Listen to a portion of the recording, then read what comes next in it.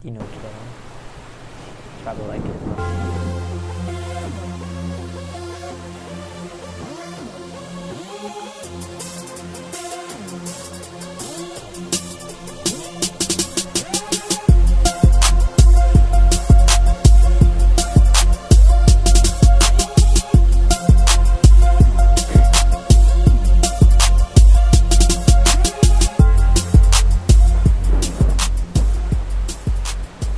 Good morning, Canes. I'm Shady and welcome to Stormwatch. On today's February 7th edition, we'll be bringing you this week's announcements and an RSC look at our community. It's also National School Counselor Week, so thanks to my counselors, Mr. Papp, Ms. Miller, and Mrs. Banks for all they do.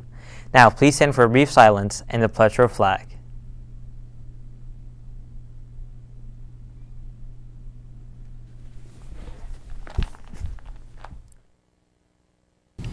I pledge allegiance to the flag of the United States of America and to the republic for which it stands, one nation, under God, indivisible, with liberty and justice for all.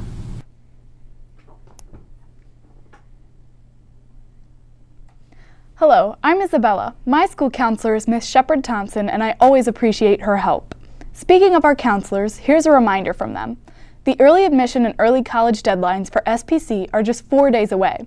That's this Friday, February 10th. Remember that it is your job to meet all requirements and deliver your paperwork to the college, so act soon.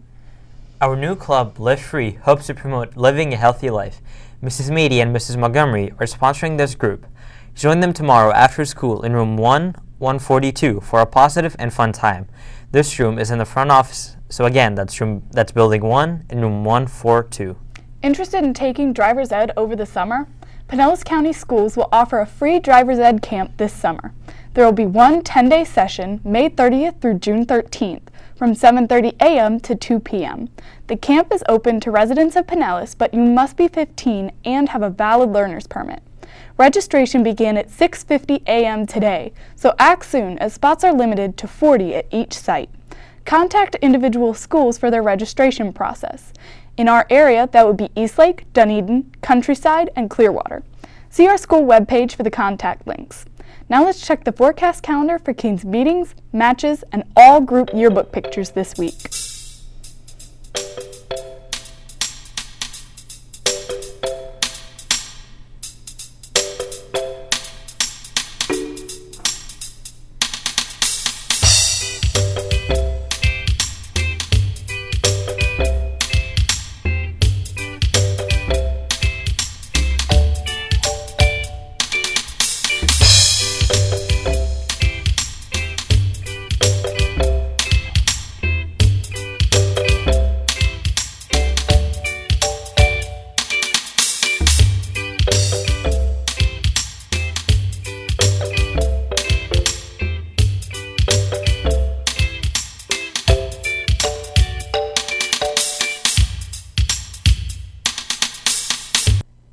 It's never too soon to start thinking about next school year.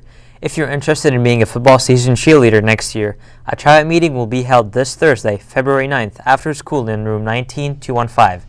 Anyone interested in trying out for football cheerleading needs to attend the informational meeting. For any questions, please see Ms. Russo. Senior breakfast ticket sales are both this week during both lunches, and the price is $35. No tickets will be sold after February 15th, so get ready. If you're driving a personal car or riding with someone in a private vehicle, then you must print off the permission slip and vehicle info sheet for private vehicles. You must also provide a copy of your driver's license and valid auto insurance. If you're riding the bus to the senior breakfast, you must sign up for the bus when you purchase your ticket, and you must print off the permission slip for bus rider.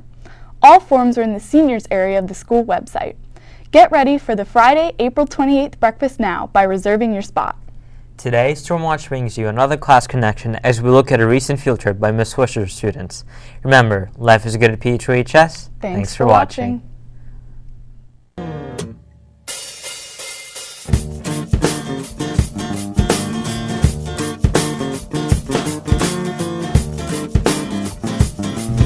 My name is Aditi Patel, and I'm an IB senior in Standard Level Art who went on the St. Pete mural field trip.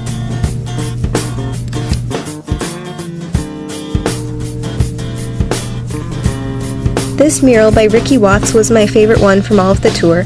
I love the overall pattern and how the artist added shadows and highlights to give the piece more depth. This mural was really interesting because this artist doesn't have an idea in mind when he comes to make this mural. He called this one Eye of the Storm because the first day he was supposed to be painting, the hurricane came through Florida and he wasn't able to paint. And so the yellow circle in the center represents the storm, and this is his homage to the storm. And so these murals show current events of Florida. This storm will always be remembered because of this mural. This mural was unique because it is not on a wall like the others, but it is actually on the road. This one, it required extra planning to be able to make it because the city had to have police come in to block off the road when it was being painted, as well as special types of paint that are safe for cars to go on that wouldn't cause skidding and that sort of thing. Those special types of paint had to be used. And so this was the most expensive mural created in the 2016 Shine Festival.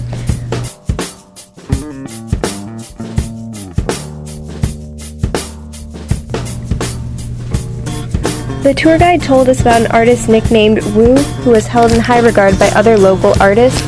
He passed away from a brain tumor recently, and this was his second time fighting it. When he passed away, one of his friends created a mural of his face on the wall outside his studio in memory of him, and then afterwards, other local artists who all knew him came and painted other images of marine life around his face. And the reason they chose marine life is because most of Wu's murals and paintings and artworks dealt with marine life as the theme.